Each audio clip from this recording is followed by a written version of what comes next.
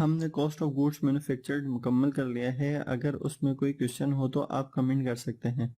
अब हम job order costing शुरू करेंगे। कारोबार कई किस्म के होते हैं जिनकी नेचर ऑफ बिजनेस अलग अलग होती है। कोई सर्विस देता है, कोई प्रोडक्ट्स बनाता है, इसीलिए उनकी कॉस्टिंग के लिए मुख्तलिफ कॉस्टिंग सिस्टम इस्तेमाल किए जाते हैं। जॉब ऑर्डर कॉस्टिंग उन कॉस्टिंग सिस्टम में से एक है। जॉब ऑर्डर कॉस्टिंग उन कारोबार के लिए इस्तेमाल की जाती है जिनमें जॉब के हिसाब से काम किया जाता है। ये जॉब मुलाजमत वाली नहीं बल्कि काम वाली है। अगर आप प्रिंटिंग प्रेस का कारोबार करते हैं तो आपके पास लोग मुख्तलिफ किस्म के जॉब्स लेके आएंगे। कोई विजिटिंग कार्ड प्रिंट करवाएगा तो कोई पंफलेट प्रिंट करवाएगा। जब आप जॉब मुकम्मल कर देंगे तब उसकी कॉस्ट मालूम करेंगे। लेकिन अगर हम कॉस्ट काम मुकम्मल करने के बाद मालूम करेंगे तो क्लाइंट को उस जॉब की प्राइस कैसे बताएंगे। तो यहाँ दो कॉन्सेप्ट्स आपकी मदद के लिए हाजिर हैं।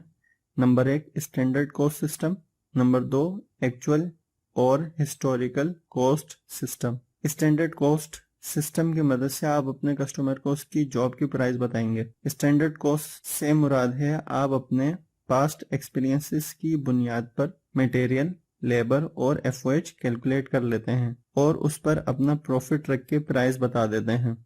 दूसरा था एक्चुअल या हिस्टोरिकल कॉस्ट सिस्टम, जिसमें आप जॉब की कॉस्ट तब मालूम करते हैं जब वो जॉब आप मुकम्मल कर लेते हैं। एक्चुअल कॉस्ट सिस्टम की मदद से ही आप अपने फाइनल अकाउंट्स बनाते हैं।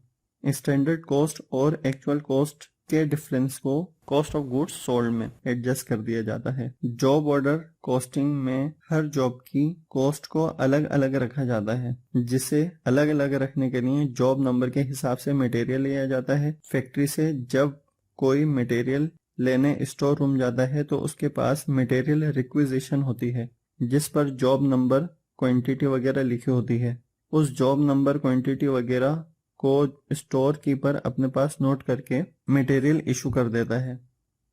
मटेरियल रिक्विजिशन की कॉपी कॉस्ट डिपार्टमेंट में पहुंचा दी जाती है, जहां तमाम रिक्विजिशन को जॉब नंबर के हिसाब से अलग अलग करके टोटल किया जाता है और मटेरियल सेक्शन में लिख लिया जाता है। ट्रेडिंग कंसर्न में मर्चेंडाइज इन्वेंट्री या परचेज अकाउंट्स इस्तेमाल किए जाते हैं, जबकि मैन्युफैक्चरिंग इंटरप्राइजेज में गुड्स के लिए मटेरियल का लफ्ज इस्तेमाल होता है। लिहाजा जब रॉ मटेरियल खरीदा जाता है तो एंट्री ये होती है material debit, account payable, credit.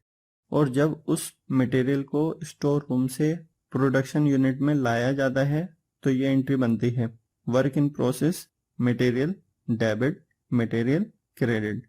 अब हम आते हैं लेबर की तरफ। पेरोल प्रोसीजर यानी वर्कर्स की अदायगियों का मरहला दो हिस्सों में तकसीम किया जाता है। नंबर 1, वर्कर्स को कितनी अदायगियां करनी है, उनका टैक्स कितना काटना है। नंबर 2, लेबर कॉस्ट को जॉब्स, डिपार्टमेंट्स और दूसरी चीजों पर तकसीम करना, यानी कितनी लेबर जॉब पर लगी, कितनी लेबर डिपार्टमेंट पर और कितनी दूसरी चीजों पर। जब कोई वर्कर किसी जॉब पर काम करता है तो उस जॉब नंबर के साथ उसके काम की टाइम टिकट्स पर एंट्री की जाती है। इसी तरह वर्कर जब किसी डिपार्टमेंट में दाखिल होता है तो उसका वक्त नोट कर दिया जाता है और जब वो रुखसत होता है तब भी उसका वक्त नोट किया जाता है। इस तरह उसकी वेजेस यूनिट या पर आर के हिसाब से मालूम की जाती हैं।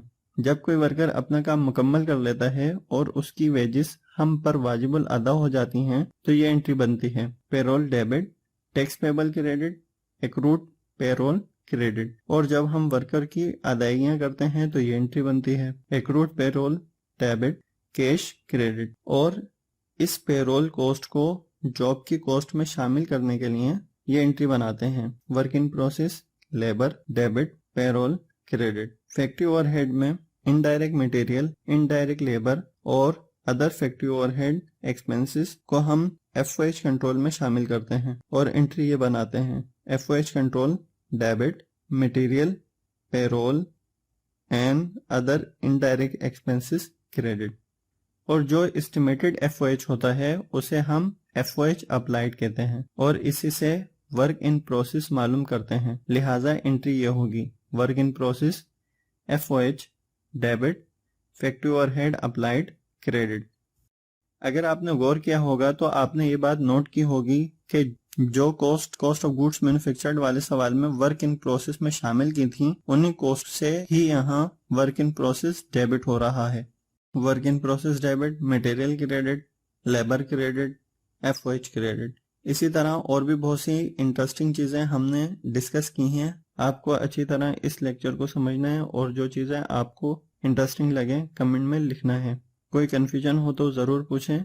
कमेंट, लाइक, शेयर करना ना भूलें। Thank you for watching.